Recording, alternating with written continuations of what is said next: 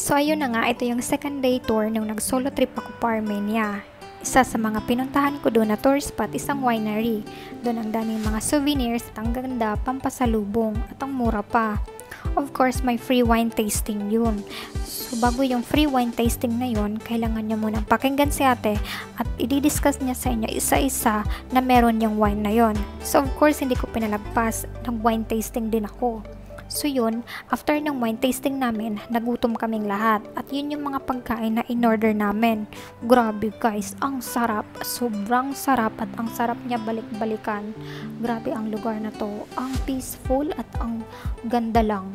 Grabe, ang ganda lang. So nakikita nyo dyan, yan yung mga lagayan ng mga iba't ibang klase nila ng wines. Ang lalaki, diba? So dyan nila ini-storage yung mga wine nila. At sabi pa nila, the more na magtagal yung wines, the more siya sasarap. O, 'di ba? The more na magtagal,